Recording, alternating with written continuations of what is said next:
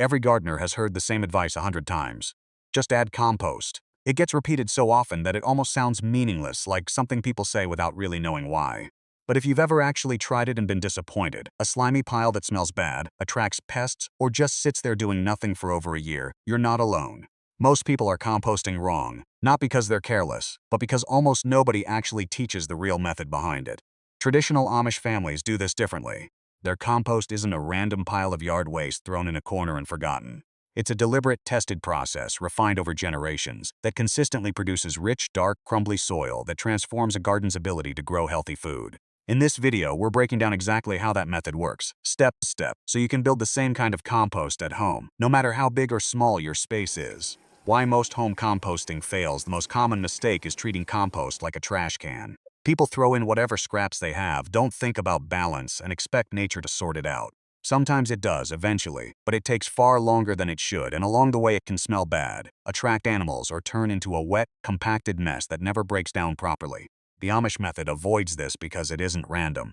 It's built around a simple but very deliberate balance of two types of material, what's often called greens and browns. Greens are anything fresh and nitrogen-rich, vegetable scraps, coffee grounds, fresh grass clippings, and manure from animals like chickens, cows, or horses.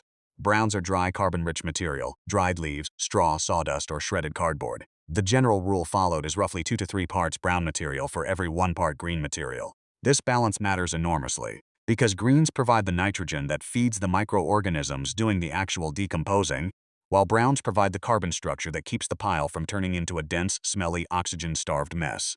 Without this balance, a pile tends to swing to one extreme or the other. Too many greens and the pile turns slimy, compacted, and starts to smell like ammonia or rotten eggs.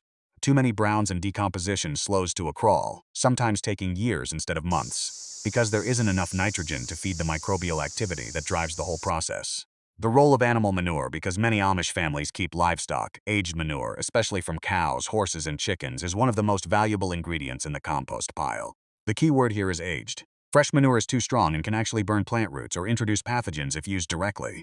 Traditional practice is to let manure age for several months, sometimes mixed directly into the compost pile itself, before it's ever near a growing plant.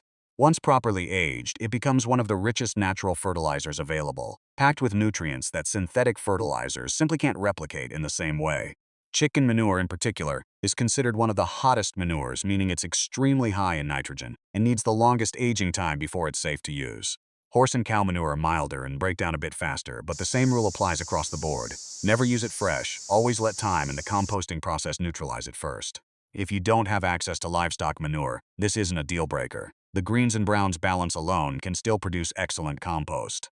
Manure simply accelerates and enriches the process when it's available.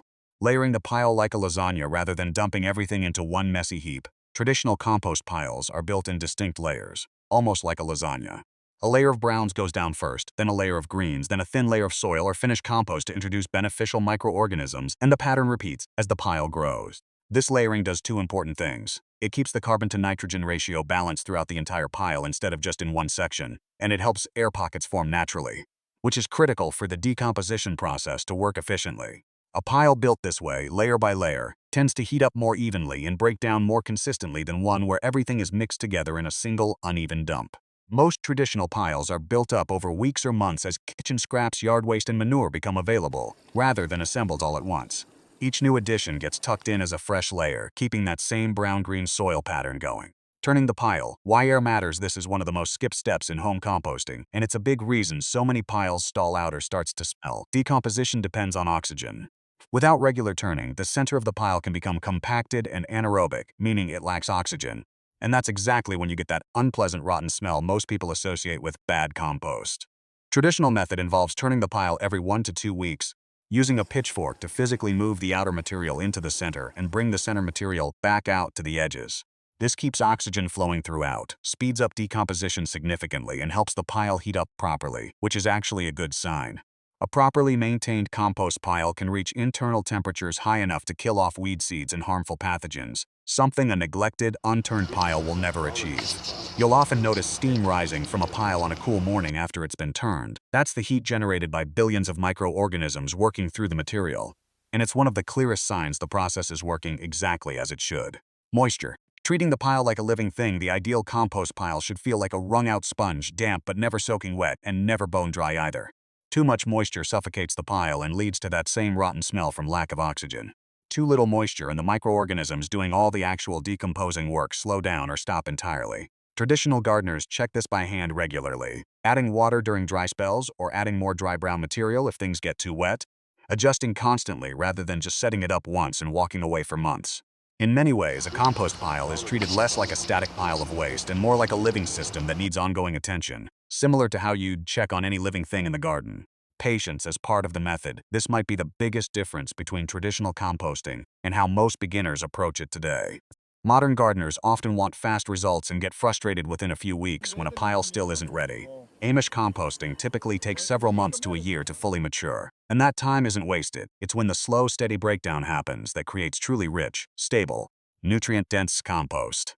The finished result is dark, crumbly, and smells like fresh earth, nothing like the original scraps that went into it. There's no shortcut that replicates this fully. Additives and quick compost products can speed things up slightly, but the depth and stability of properly aged, slow-built compost is very hard to match. How you can apply this at home. So how can you actually apply this in your own space, even if you don't have animals or a big backyard? Start by simply separating your greens and browns instead of throwing everything together randomly. Keep a small bin of dried leaves or shredded cardboard near your kitchen scraps bin and alternate layers as you add material. If you don't have access to animal manure, that's completely fine. Focus on getting your green to brown ratio right, and your compost will still work well. Turn your pile every week or two. Even a small backyard pile benefits from this. Check moisture by hand regularly, and most importantly, be patient. Good compost isn't something you rush, it's something you build over time, the same way traditional gardeners have for generations. Even in a small apartment setting, a compact bin system using kitchen scraps and shredded cardboard can produce usable compost within several months, following these same core principles at a smaller scale. Bringing it all together, once you have this rich, living compost ready, it becomes the foundation for everything else in the garden. Stronger plants, better disease resistance, and the kind of soil that keeps producing season after season without needing constant chemical support. It's the same living soil we talked about in the last video, and compost is exactly how that soil gets built and renewed year after year. If you found this helpful, make sure to subscribe, because next week we're diving into something most home gardeners get completely wrong: crop rotation, and the simple system Amish families use to keep their soil balanced and their gardens productive for decades without exhausting the land.